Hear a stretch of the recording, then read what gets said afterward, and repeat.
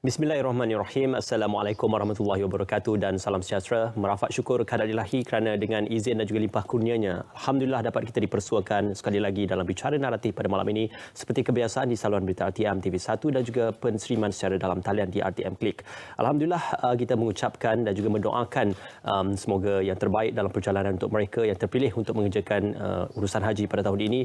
Bersempena dengan musim haji 1443 Hijri, bicara naratif pada malam ini memberikan laluan dan juga memberikan gambaran apakah penceritaan dan juga apakah naratif yang boleh untuk kita gambarkan dan kita terjemahkan bersama dengan anda penonton kami, khususnya untuk kita mengetahui lebih lanjut tentang prosedur dan juga proses yang terpaksa dilalui dan juga proses yang akan dilakukan dalam kita mengerjakan musim haji pada tahun ini. Di samping itu juga terkait dengan isu semasa ahli-wali Islam, dan saya amat bersati untuk membawakan gambaran lebih lanjut berkenaan kedua-dua topik ini. Bersama dengan kita pada malam ini Yang Berhormat Senator Datuk Haji Idris Ahmad, Menteri di Jabatan Perdana Menteri Ahli-Wali Agama. Assalamualaikum, selamat malam Datuk, apa khabar? Waalaikumsalam. Terima kasih. Alhamdulillah. Alhamdulillah. Alhamdulillah Datuk. Terima kasih bersama dengan kami pada malam ini. Satu kesyukuran kepada Allah Subhanahu Wa Taala dapat kita bersuakan. Datuk, sebelum kita bergerak lebih lanjut dalam kita membincangkan urusan prosedur dan sebagainya, Kerajaan Arab Saudi menyedari akan hakikat pasca pemulihan pandemik COVID-19 membuka persempadanan untuk urusan haji dan juga umrah, namun masih lagi terikat kepada beberapa prosedur dan juga beberapa spesifikasi untuk perjalanannya. Jadi mungkin di permulaan ini amat molek untuk kita mulakan dengan syarat-syarat yang telah pun dikenakan oleh Kerajaan Arab Saudi dalam urusan haji pada tahun ini, Datuk. Okey, terima kasih. Dia sebenarnya apabila kita nak pergi ke Makkah ni atau menunaikan haji ni, dia ada tuan penjaga dia. Tuan rumah dia lah.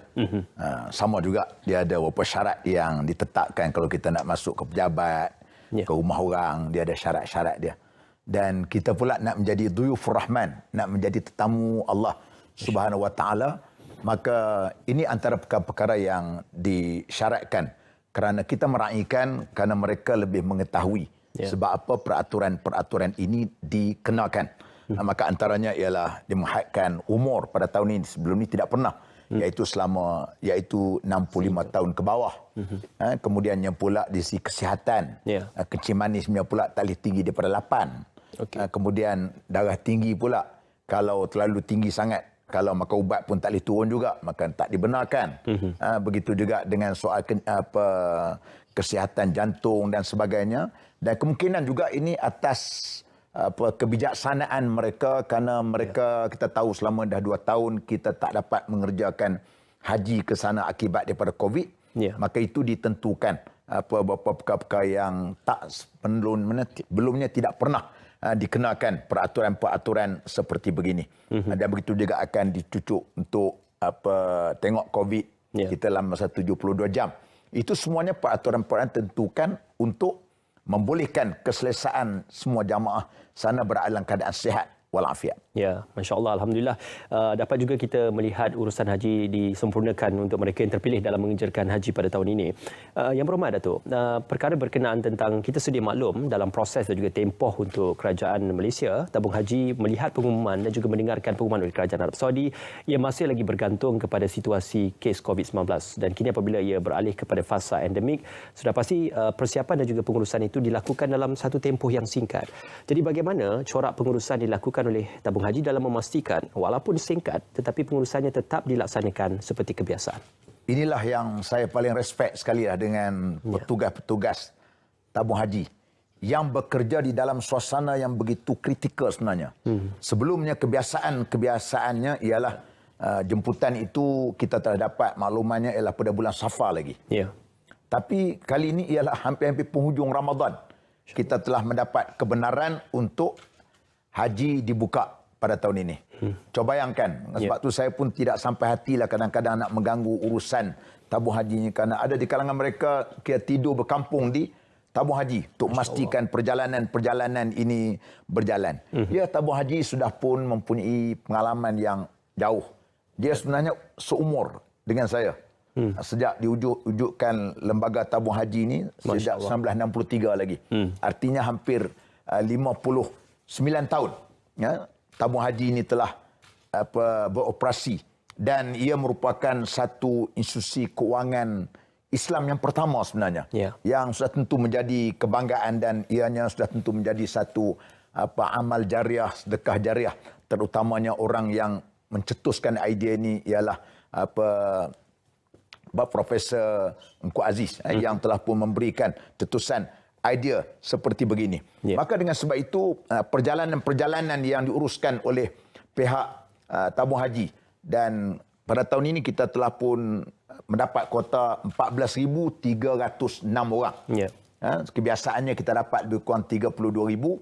Pada tahun ini hanyalah seluruh negara hanyalah 45% sahaja daripada kebiasaan yang kita dapat. Hampir separuh dikurangkan. Ya, 45%, hampir separuh, lebih pada separuh kita dikurangkan. Itu pun kerana dulunya boleh semua jamaah haji boleh datang 2.5 juta. Tahun ini hanya 1 juta saja. 1 juta saja.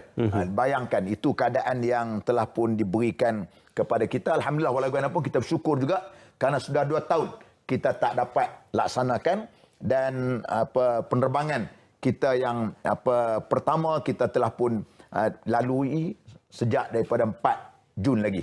Hari ini sudah masuk penerbangan yang ke-27. Penerbangan yang ke-27. Alhamdulillah. Kita doakan yang terbaik dan kita doakan semoga selamat segala-galanya untuk perjalanan pergi dan juga balik, insya-Allah. Yang berhormat Seratus Datuk, berkaitan juga tentang terkait dari segi pemilihan untuk mereka siapakah yang akan didahulukan dan juga senarai menunggu untuk mereka yang berkemungkinan akan dipanggil untuk mengerjakan haji pada tahun ini. Jadi bagaimanakah corak pemilihan itu? Mungkin persoalan lebih lanjut itu boleh diterjemahkan oleh pihak tabung haji. Cumanya dari segi konsep ataupun cara nama-nama itu dipilih, apakah prosedur yang digunakan pakai pada ketika ini, Datuk? Okey, prosedur yang digunakan pakainya ialah kita utamakan pada calon-calon atau bakal haji pada tahun 2020 dahulu. Itu keutamaan yang kita berikan. Sebab tu perjalanan ini dikomputeriskan dan itu diuruskan oleh pihak tabung haji secara profesional sebenarnya gitu. Okey, yang berhormat Datuk, ini juga berkaitan tentang tabung haji pernah dianggap sebagai antara institusi yang cemerlang dan juga terbaik dalam usaha untuk menguruskan jemaah haji dari negara kita. Dalam perihal kita meningkatkan dan juga tidak mudah cepat berpuas hati dengan apa yang diiktiraf oleh negara luar, apakah antara ruang penambahbaikan yang boleh dilakukan khususnya dalam aspek pengurusan jemaah dan juga aspek penyediaan kebajikan jemaah supaya terpelihara dan terjaga, Datuk? Okey, inilah yang selalu saya tekankan sangatlah kepada pihak pengurusan tabung haji, menambah baik dari semasa ke semasa. Tapi alhamdulillah lah, saya kebetulan sebelum daripada Ramadan dahulu saya telah pergi bermesyuarat bersama-sama dengan Menteri Haji untuk persiapan kita. Waktu itu belum lagi diberitahu sama ada haji pada tahun ini dibuka atau tidak. Waktu itu. Tapi apabila lepas itu kita ambil kesempatan untuk kita pergi ziarah di tempat-tempat, antaranya ialah tempat penginapan kita, hospital kita. Dan hospital kita sebenarnya Malaysia di antara negara yang diberikan oleh kerajaan Saudi untuk ada hospital sendiri untuk operasi kepada jemaah haji, dan juga satu lagi Indonesia. Dua negara ini yang diberikan untuk operasi tadi. Maka dengan sebab itu saya tengok dari segi kedudukan bilik penginapan. Bilik penginapannya Masya Allah. Saya pernah pergi haji tahun 2000. Iaitu mengikut pakej waktu itu. Pakej waktu itu murah, lebih kurang 11,000 lebih. Dan waktu itu kalau muasasah lebih kurang 8,000 lebih. Dan saya pergi pakej waktu itu. Pakej waktu itu pun satu bilik 6 orang. Bilik air luar. Tapi kalau compare dengan tabung haji waktu itu pula lagi kritikal lagi. Dia punya tilam dia tu belaga dengan tilam. Macam bersusun kan. Tapi sekarang ni Masya Allah, saya pergi tengok baru ni, Allah, saya terkejut. Bilik hotel 3 orang pun ada, 4 orang pun ada, bilik air sekali dekat dengan masjid. Itu penambahan yang dibuat oleh pihak tabung haji sebenarnya dalam soal untuk nak menguruskan rakyat itu ataupun dari kalangan mereka yang pergi ke sana itu dengan teratur dan baik. Kerana mereka sudah ada pengalaman yang cukup baik.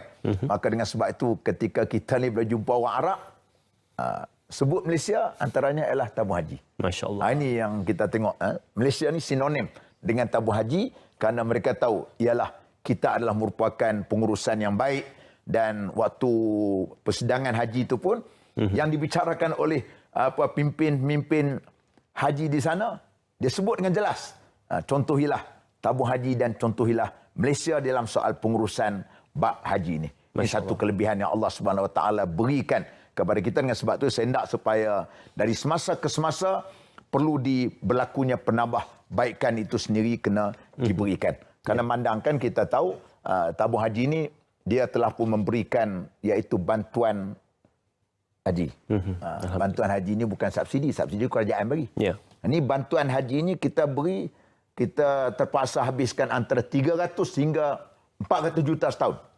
400 juta setahun. Dan baru ni kita jangka kos yang sebenar waktu kita wawar baru ni ialah lebih kurang 25 ribu saja. Okey. Baru ni. Tiba-tiba report terakhir yang saya dapat tadi, terkini pula telah meningkat sebanyak RM28,632. Ya.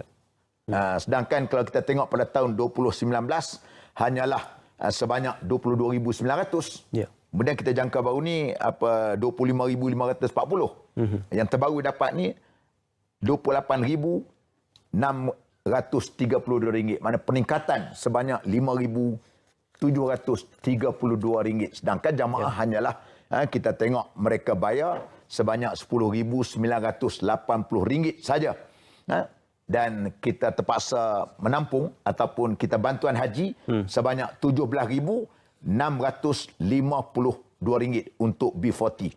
Baik. Untuk M40 pula bantuan hajinya pula sebanyak RM12,560. Itu yang kita yang sebut sebagai bantuan haji yang diberikan oleh pihak tabung haji. Ya, itu bantuan bersasar yang mengikut pada kategori pendapatan B40 dan juga M40. Ya, M40 pun dia hanya bayar sebanyak RM12,980 saja. Okey, alhamdulillah. Alhamdulillah.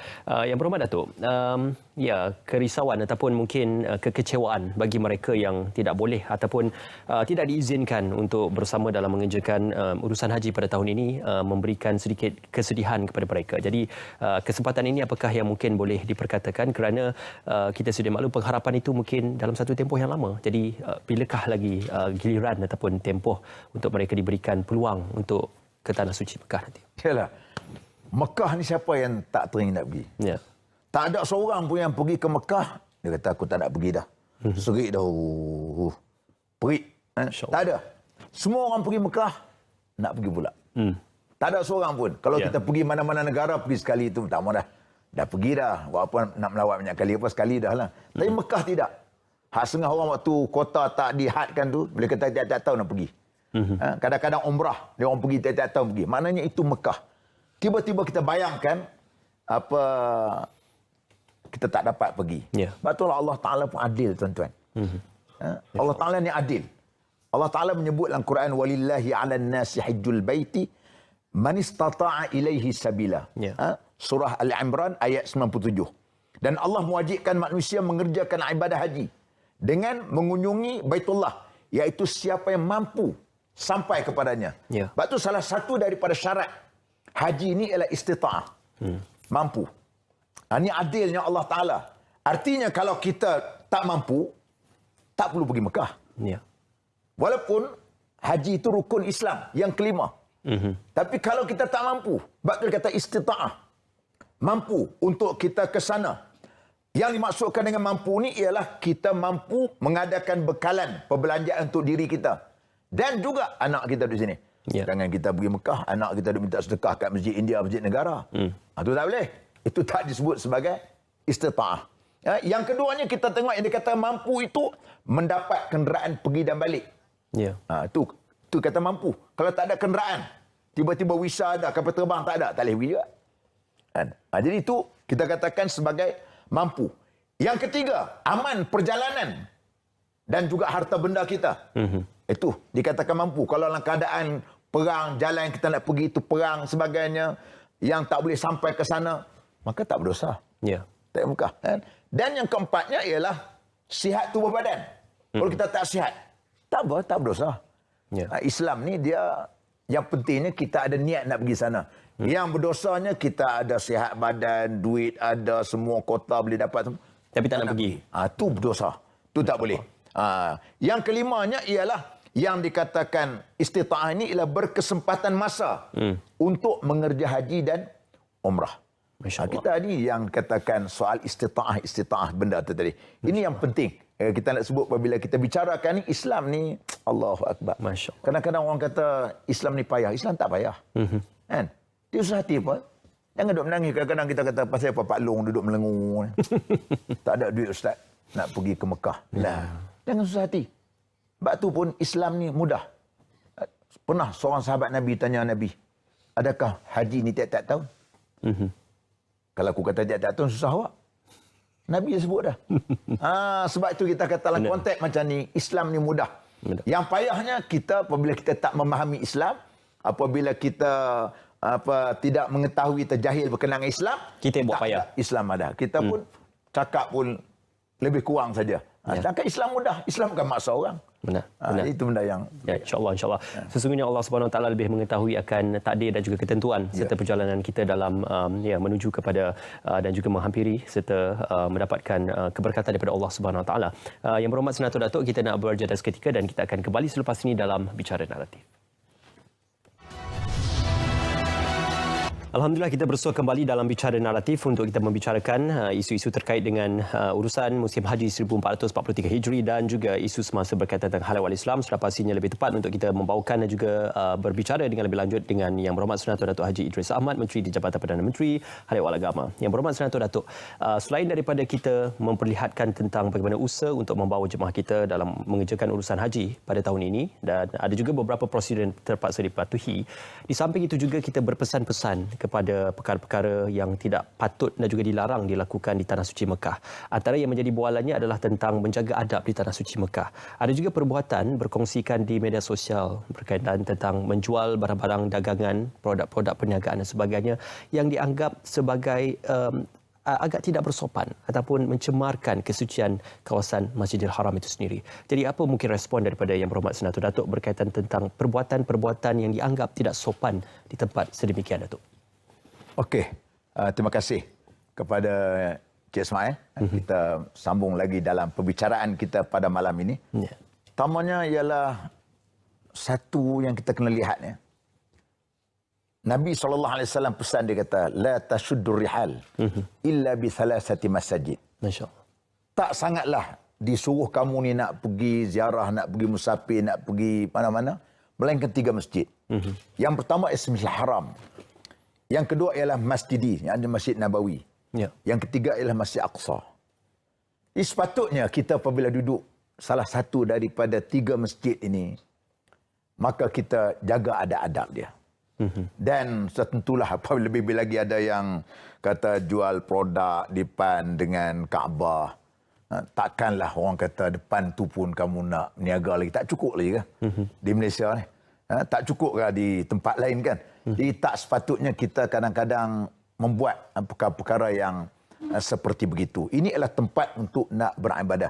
Yang lebih kita tak hendaknya ialah mungkin mengganggu orang. Waktu orang nak tawaf sebagainya, sedangkan kita duk buat benda-benda yang macam tu. Tak sepatutnya begitu. Jadi itu yang saya katakan tadi. Inilah apabila saya sebut tadi, perkara-perkara yang seperti begini tak sepatutnya dilakukan oleh orang jamaah haji. Siapa-siapa pun, saya tak sentuh siapa-siapa. Tapi siapa-siapa pun jangan buat begitu. Baik, pada Encik Ismail berkenaan dengan beberapa pesanan saya kepada jamaah haji, saya dapat untuk lebih kurang ada 12 adab yang perlu kita untuk kita nak jaga. Saya cuba ringkaskan untuk dijadikan sebagai satu pedoman kepada kita bersama di antara Duyufur Rahman. Yang pertamanya ialah kita betulkan nawaitu kita. Kita pergi sana ni ialah nawaitu kita tak ada oleh khalis. Lillahi ta'ala. Kerana haji ini tak boleh berbuat tempat lain. Tak boleh buat tempat lain. Haji ini satu je. Kita niat nawaitu kita ialah untuk beribadah kepada Allah Subhanahu Wa Taala. Itu satu. Yang kedua, gunakan setiap waktu ni untuk kita nak melakukan ibadah solat terutamanya. Buatlah ibadah solat yang kita jangan buat di rumah. Di Malaysia jangan buat. Kerana di sana tak sibuk dah, kita pun tak ada naratif ni, tak ada eksklusif macam ni kan. Tak ada nak tengok lain macam perbandingan itu. Tak ada sibuk nak duduk kedai kopi, nak kena tarik semua, tak ada. Kita betul-betul pergi sana tu betul fokus kan. Sebab tu buatlah, belilah buku-buku main sunat, amalan-amalan sunat, buat tu, buat yang tak pernah buat. Yang kita buat, yang qiyamul lail kita boleh buat, witir kita boleh buat, duha kita boleh buat, kita solat qabliyah, ba'diyah kita boleh buat, solat hajat kita boleh buat. Maknanya itu peluang. kepada kita. Kadang-kadang di rumah kan kita tak boleh buat cemaih. Kita ni sibuk dengan urusan masing-masing. Kadang-kadang hak wajib pun kadang-kadang kita buat cepat-cepat pasal nak datang program naratif malam. Masya Allah. Jadi itu kita katakan tadi, tersebut tadi ialah dua. Yang ketiganya ialah zikir-zikir yang maksur. Mana zikir maksur ni zikir yang Nabi buat. Mudahnya, jangan duk payah-payah zikir ni. Subhanallah, tasbih, tahmid, alhamdulillah, tahlil, la ilaha illallah, takbir, Allahu akbar. Kita berselawat, kita istighfar. Banyak-banyak buat benda tu. Karena ini waktu kita tak ada benda lain. Pasal kita hanyalah peluang untuk kita nak ibadat tadi. Yang keempatnya baca Quran. Ni kalau pergi 44 hari, 40 hari ni sebenarnya kalau betul-betul boleh khatam 2 kali Quran. Masya-Allah. Saya kalau nak khatam Quran pergi Mekah lah. Masya-Allah. Kalau waktu umrah 10 hari tu boleh lah kadang-kadang 1,5 kali. Duduk di Malaysia tak sempat. Quran nak buka. Duduk sibuk nak buka file. Sibuk nak mesyuarat sebagainya. Jadi nak Mekah tu memang betul. Tempat kita sibuk tak sibuk dunia lain. Tuhan pun macam tu dia berikan kepada kita soal kelapangan itu ada. Itu Quran. Baca Quran. Yang kelima, jangan buang masa untuk buah-buah kosong dan sebagainya. Kita buah kosong di Malaysia banyak dah. Kita ambil lah peluang. Bukan senang. Hayang pilih tu 14,306 orang ni. Terpilih tau. Terpilih. Dari kan rakyat Malaysia terpilih kita. Jangan buang masa lah. Tinggal dululah social media. Social media duk borak-borak belabun kosong tinggal lah. TikTok tinggal dululah. TikTok tu. Yang kelima. Yang keenam. Semayang ni yang di masjid lah. Walaupun kadang-kadang saya tahu dekat hotel tu ada buat surau sebagainya. Kalau setakat nak semayang dekat hotel, dekat mana-mana surau ataupun dekat mana masjid yang lain sebagainya, tak ada makna kita pergi Mekah. Bebek kita semayang Masjid Ar-Rahman, Masjid Kerinci. Sama sama kan. Yang 3 masjid ni ada keistimewaan. Lepas tu kok mana pun kita kena pergi. Salat berjamaah di masjid. Itu yang keenam. Yang ketujuh, jaga SOP kerana wabak ni masih lagi berlaku. Kita pakaikan SOP sebagainya, itu perlu yang kita ikut.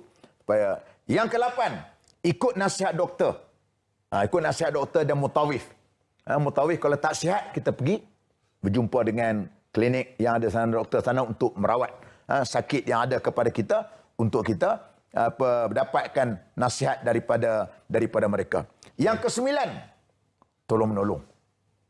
Tolong menolong di kalangan kita. Kita maksudlah 44 hari ni kadang-kadang kita ada sakit, demam, berlaku perubahan cuaca. Kebetulan tahun ni pula suasana di Mekahnya agak panas. Saya maklumkan agak panas. 40 lebih dah. Dia punya suhu dia. Mungkin kadang-kadang sakit, demam. Jangan kita berat tulang untuk nak bantu kawan kita. Mungkin hari ni kita. Mungkin besok pula. Ni, pasal kita ni jauh adik-beradik. Saudara mara kita jauh. Maka kawan-kawan kita dalam sebilik itulah yang kita perlunya tolong-menolong. Dia sakit, kita tolong. Dia nak suruh lenguh badan dan sebagainya, kita membantu mereka. Itu penting. Wa ta'awanu 'alal birri wa taqwa wa la ta'awanu 'alal itsmi wal 'udwan. Kita tolong-menolong. Yang ke-10-nya ialah hormat menghormati. Tolak ansur lah. Mati walaupun kadang-kadang kita nak baca Quran, kita buka lampu, kawan nak tidur, tu tak kena tu. Tu kena mengaji je. Jangan duduk sibuk. Saya baca Quran takkan salah kot ustaz. Dia nak tidur lah. Habis satu rumah ni bukan. Tak boleh. Tu tak mesti kita tak ada tolak ansur. Kita kena tolak ansur dengan kawan-kawan kita. Kita kena meraihkan. Itu yang ke-10. Yang ke-11, ikut peraturan yang tentukan oleh kerajaan Saudi dan juga oleh pihak Malaysia, kerajaan tabung haji. Dan yang ke-12-nya, banyak-banyak kita berdoa. Kerana di situ adalah tempat yang mustajab. Kita duduk dekat multazamnya, kita duduk dekat raudhahnya kalau di Madinah. Kita duduk dekat Hiji Ismailnya, kita duduk dekat Kaabah, kita duduk dalam masjid. Berdoa banyak-banyak. Doa untuk apa? Mati kita lah iman, tetap kita lah iman. Dan doakan keselamatan untuk rakyat Malaysia. Jangan lupa supaya rakyat Malaysia berada dalam keadaan sejahtera dan baik dan aman sebagainya. InsyaAllah, insyaAllah. Yang berhormat Datuk, dalam pada kita membincangkan tentang isu urusan haji pada tahun ini juga, tidak terkecuali juga saya teringat apabila Allah Subhanahu Wa Taala pernah berpesan, demi masa sesungguhnya manusia itu kerugian, dan dalam kita memastikan agar manusia tidak kerugian, menghargai majlis-majlis ilmu dan juga menghadiri majlis-majlis ilmu seperti majlis tilawah Al-Quran dan juga menghafaz Al-Quran digambarkan sebagai satu peluang yang cukup bermakna untuk rakyat Malaysia ataupun pendengar-pendengar dan juga penonton untuk menghargai momen dan juga peluang seperti itu. Jadi berlangsung langsung daripada Majlis Tilawah Al-Quran dan Hafaz Al-Quran Peringkat Kebangsaan tempoh hari, bagaimanakah respon yang dapat diperoleh oleh pihak kementerian berkaitan tentang pelibatan, penyertaan dan juga respon daripada pihak penonton dan masyarakat itu? Alhamdulillah, perjalanan tilawah dan hafazan Al-Quran peringkat kebangsaan yang diadakan di Johor. Ya. Kita nampak perjalanannya Masya Allah. Yang paling saya suka sangat apa dia, iaitu saya tengok satu penyertaannya dari kalangan orang muda. Satu hal lah. Yang keduanya pula kehadiran pula dari kalangan anak-anak muda. Masya Allah. Yang datang untuk nak mendengar.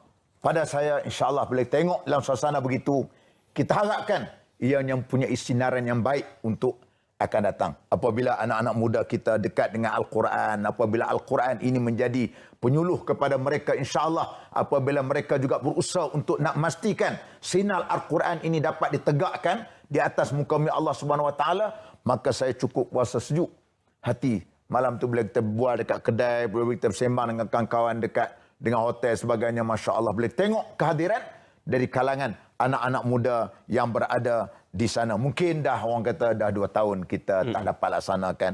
Dan kebetulan pula konsep persembahan pada tahun ni memang bagusnya. Kita ada konsep AR, mana augmented reality. Melalui ayat-ayat ibrah tadi ditunjukkan, memang itu world class lah.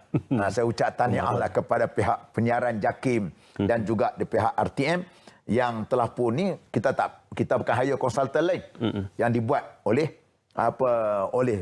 jentera-jentera dalaman kita saja yang telah pun membuktikan kita ada kemampuan untuk melakukan begitu. Dan alhamdulillah perkara-perkara ini perkara yang menarik untuk terutama dari kalangan orang-orang muda. Bila tengok dalam suasana macam ni, dia tengok approach pendekatan kita, ibrah kita tunjuk dengan gambar. Jadi ini menariklah.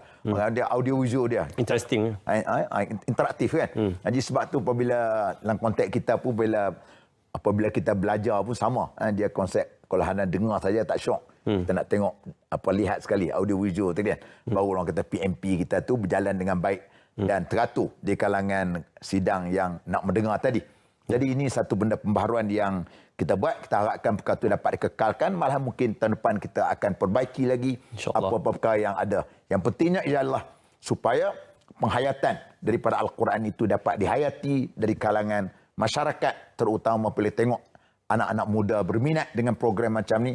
Artinya sinaran Islam itu akan baik untuk akan datang, insya-Allah. Masya-Allah, masya-Allah. Bercakap tentang penghayatan Al-Quran, teringat pesanan baginda Rasulullah SAW, tidak akan tersesat umatku sekiranya berpegang kepada dua perkara, iaitu Al-Quran dan juga Sunnah. Yang berhormat Datuk, kita akan kembali berjeda seketika dan kita akan sambung semula perbincangan kita dalam Bicara Naratif.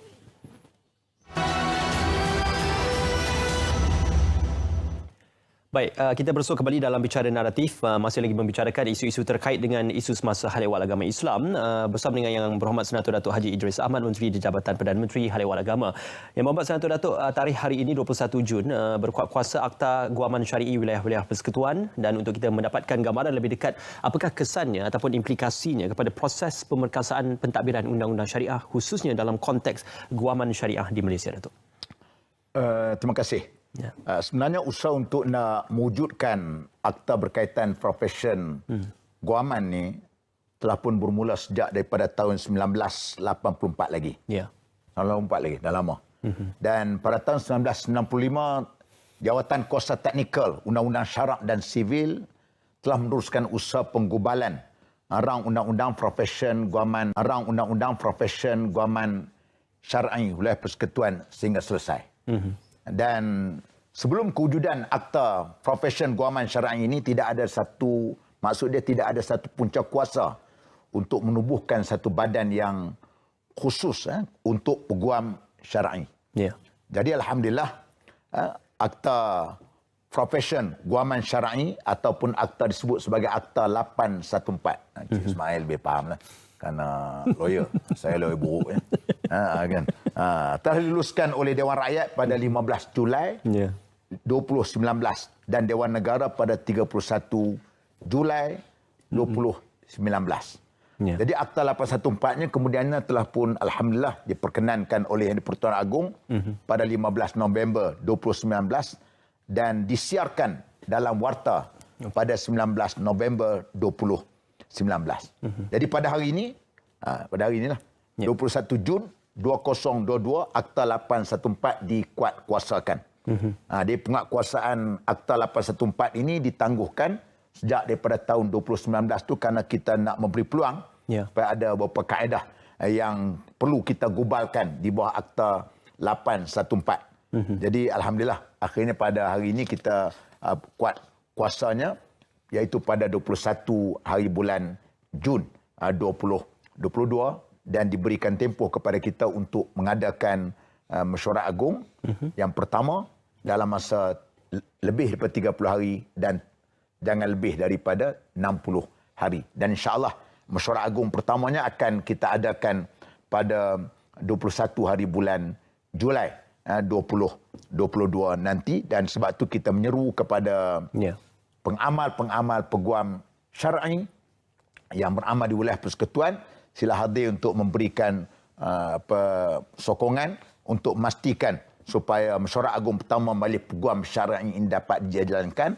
yang bertempat di Auditorium JAKIM Putrajaya. Dan harapan kita dengan adanya ini sebagai satu permulaan kepada kita untuk kita meletakkan, memperkasakan soal untuk mahkamah syariah dan juga untuk memperkasakan syariah Islam itu berjalan dengan teratur dan baik itu sendiri. Ya, khususnya di bawah bidang kuasa wilayah persekutuan, cuma untuk diperjelaskan mungkin kepada para penonton dan juga hadirin sekalian, dalam berkenaan ia masih lagi tertakluk kepada kuasa di wilayah-wilayah persekutuan dan juga tidak tertakluk kepada bidang kuasa di bawah kerajaan negeri yang masih menyelia dan mengawal selia undang-undang syariah di negeri masing-masing, tertakluk kepada sultan dan juga raja-raja Melayu di negeri masing-masing. Yang berhormat Senator Datuk, program musaadah yang dilaksanakan sudah pasti menjadi antara program yang senantiasa dilaksanakan dan juga menjadi perhatian di pihak Yang Berhormat Senator Datuk dan juga di pihak kementerian sendiri. Jadi apakah antara matlamat ataupun pengisian dan juga penambahbaikan ataupun mungkin selepas ini ada sesuatu perkara-perkara baharu yang akan diperkenalkan dalam rangka kerja musaadah yang dilaksanakan, Datuk? Okey, baik. Apabila saya menjadi diamanahkan untuk memegang jawatan ni, saya ada dua perkara. Satunya ialah sudah tentulah kita nak membuktikan bahawasanya Islam ini ialah merupakan agama yang rohani pun tidak, jasmani pun tidak. Rohani itu ialah hubungan kita dengan Allah Subhanahu Wa Taala. Dan satu lagi ialah jasmani yang bersifat dengan hablum minan nas, berhubung dengan manusia. Maka hal ini juga saya nak supaya selain daripada kita nak beritahu bahwasanya Islam ini dan Menteri Agama ni bukan hanya semata-mata bercakap tentang qala Allah, qala Rasul, tetapi dia tidak mempedulikan berkenaan dengan masalah kesempitan rakyat ataupun masalah sosial, terutamanya dari segi waktu kebetulan ketika saya menjawat jawatan ini dalam keadaan COVID makin merebak pada ketika itu, maka saya telah pun memberikan antaranya ialah untuk nak memastikan supaya satunya ialah nak supaya rakyat ni tidak lapar. Yang keduanya ialah nak pastikan supaya atas meja rakyat ni terutamanya golongan B40 ada makanan. Maka dengan sebab itu kita mengarahkan seluruh agensi di bawah saya yang ada sedikit keuangan sebagainya, kita minta supaya mereka ini turun pergi berjumpa dengan rakyat. Saya punya prinsip, saya tidak nak kita ni menjadi pegawai meja. Okey. Kita nak supaya kita yang pergi cari orang. Kerana kita tahu apabila orang susah datang berjumpa kita, dia terpaksa tinggalkan kerja. Dia kais pagi, makan pagi. Kita tak apa. Hujan ribut, gaji dia. Duduk depan meja. Depan meja. Sebab tu kita nak supaya kita mesti cari mereka. Kalau tidak, walaupun saya selalu sebutlah, saya tidak boleh menjadi Omar Abdul Aziz. Tapi sendak jadi macam dia. Walaupun tak boleh dapat 100% pun 10% pun jadilah. Supaya kita nak memastikan kesempitan yang ada kepada rakyat itu kita akan dapat alami sama, dan kita boleh memberikan walaupun kita tak boleh selesai semua masalah. InsyaAllah. Dan tapi kita dapat meringankan bebanan yang ada kepada mereka. Untuk bulan Mac saja kita telah dalam bantuan-bantuan kita lebih kurang 116.2 juta. Bantuan-bantuan kita berikanlah, macam-macam kita peruntukkan untuk yang membantu orang dan sebagainya, maka itu yang kita berikan. Dan saya bersama-sama dengan Mawib. Kebetulan kerana saya hanya menjagakan urusan bawah saya ni untuk macam sebut tadi lah. Kerana bidang kuasa agama ni ada stakeholder sendiri. Tema wilayah kita ada kebetulan di bawah saya sama Mawib. Jadi kita minta supaya Mawib menyediakan 40 juta. Ya. Saya nak supaya 2,000 orang asnaf yang adalah senarai Mawib. Kerana yang menerima bantuan lebih kurang 28,000 orang. 28,000 orang setiap bulan yang menerima bantuan daripada Mawib. Saya kata 2,000 orang senarai. Nama yang dikeluarkan daripada senarai asnaf ini untuk diberikan kepada mereka modal teroka. 20,000 seorang. 20,000 seorang. Dalam masa yang sama kita melatih dia. Melatih dia supaya sama ada dia minat nak berniaga apa. Dia nak buka kios kan, nak buat apa. Tapi kita bukan bagi duit sekaligus tu. Kita akan pantaulah melalui satu lagi agensi di bawah saya, YAPIM. Yayasan Pembangunan Ekonomi Islam. Gabung sekali dua. Mawib menyediakan modal, YAPIM pula memberikan ilmu, kemahiran untuk mereka nak berniaga. Kita tak nak beri pada mereka hanyalah orang panggil ikan saja. Kita nak beri pada mereka joran. Dengan harapan untuk 10 tahun lagi, mereka pula menjadi penyumbang zakat. Sekarang mereka asnaf. Kita nak tu target yang saya nak kepada mereka. Itu perkara-perkara yang saya nak lakukan bersama-sama dengan Mawib. Itu perkara yang kita nak buat. Tadi saya memang mesyuarat tiap minggu. Dengan agensi tiap minggu saya mesyuarat. Lepas mesyuarat kabinet, saya akan mesyuarat postcard setiap minggu. Kalau kabinet hari Rabu, saya mesyuarat hari Khamis.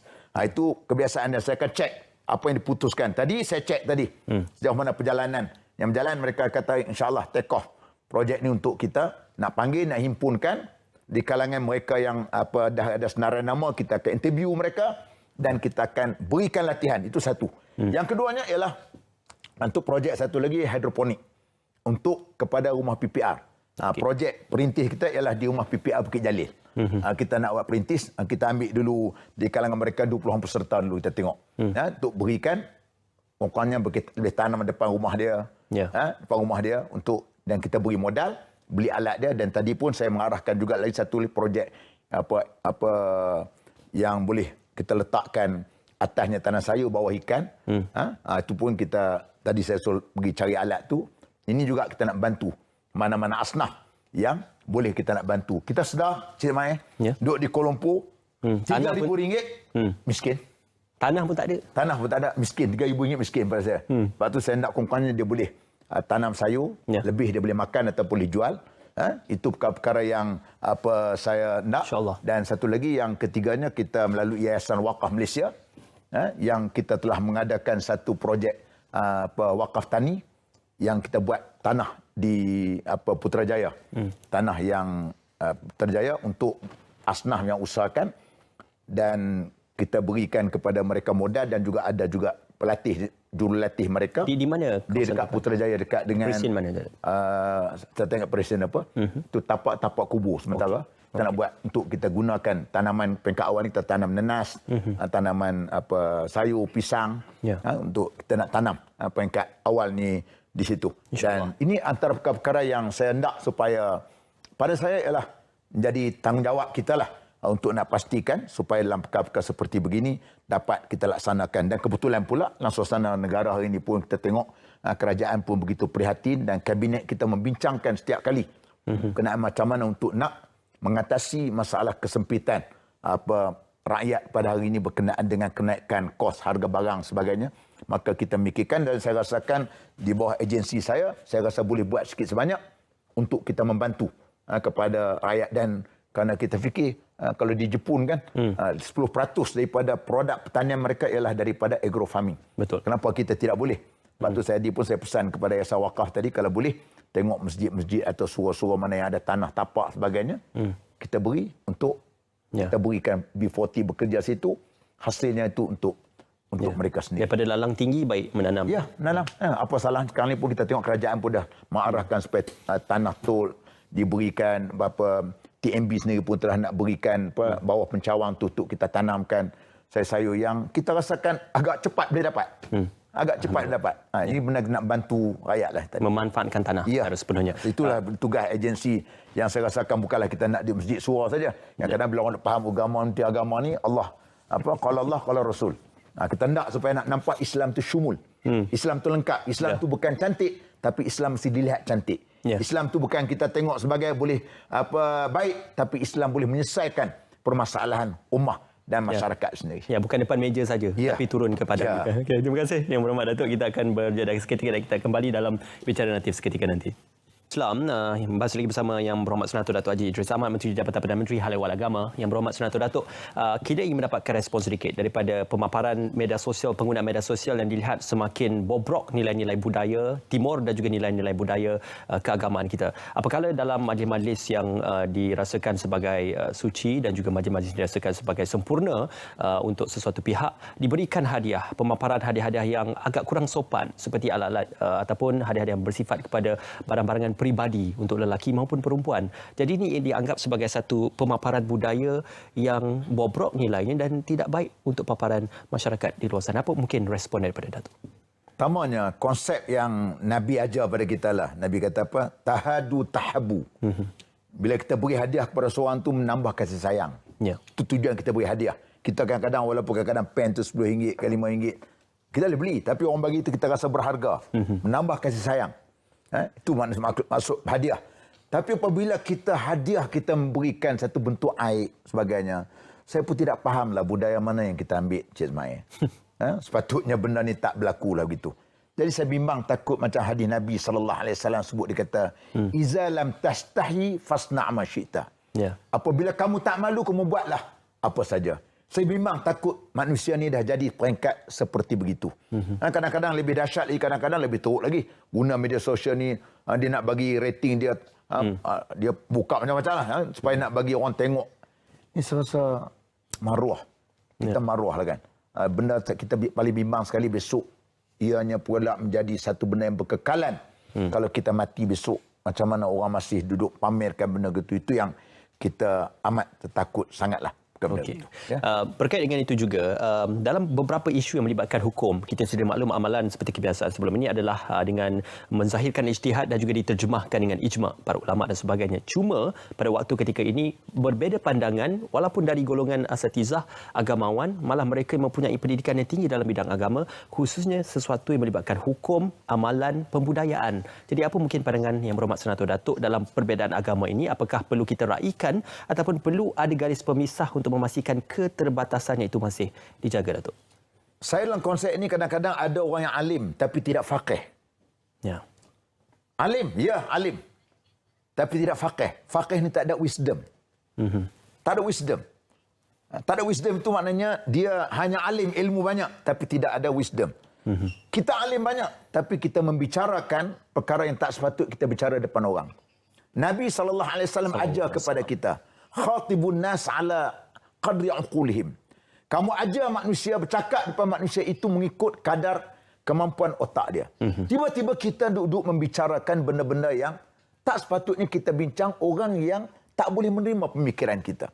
Soal perbezaan mazhab, pandangan, kita boleh bicara di dewan kuliah. Kerana kita punya standard pemikiran kita sama. Kita boleh bincang 5 mazhab, boleh bincang. Tidak ada masalah, kita belajar. Tapi bukan di tempat awam. Orang kadang-kadang semayangnya belum tentu kita duk bincang bab berkenaan dengan kunut ni tak boleh, ini boleh, sebagainya. Selalu orang. Banyak orang subuh tak semayang. Kamu duk bincang bab berkenaan dengan hal-hal yang berkaitan yang tidak menguntungkan kepada Islam dan juga ilmu itu sendiri. Ini pada saya ialah bukan silapnya orang awam. Yang silapnya ialah dari kalangan orang-orang macam saya, orang-orang agama macam ni, memberikan penerangan yang tidak betul. Sebab tu pada saya ialah kita mesti mengambil pendekatan secara wisdom, secara mu'tadil, secara wasatiyah, secara pertengahan yang kita meraihkan untuk terutamanya di kalangan orang yang datang belajar, orang yang datang belajar, tiba-tiba kita pula bersikap yang membawa benda-benda yang khilafiyah, akhirnya merugikan masyarakat itu sendiri. Masya Allah, satu pesanan yang amat baik untuk sama-sama kita kongsikan dan juga kita terjemahkan, malah kita manifestasikan kepada masyarakat di luar sana. Terima kasih seikhlas hati sekali lagi diucapkan kepada Yang Berhormat Senator Datuk Haji Idris Ahmad, Menteri di Jabatan Perdana Menteri Hal Ehwal Agama. Semoga terus cemerlang dalam merajui kementerian dan juga jabatan untuk memastikan agar syariat Islam akan dapat ditegakkan dan juga dalam kita menyantuni agama-agama lain di Malaysia. InsyaAllah. Terima kasih Yang Berhormat Senator Datuk kerana bersama dengan kami dan juga terima kasih kepada para penonton yang bersama kami dalam bicara nanti pada malam ini. Kita juga mendoakan kesihatan kesejahteraan bagi mereka yang telah pun terpilih untuk menunaikan urusan haji pada tahun ini. InsyaAllah dengan itu, Assalamualaikum, selamat malam, salam keluarga Malaysia.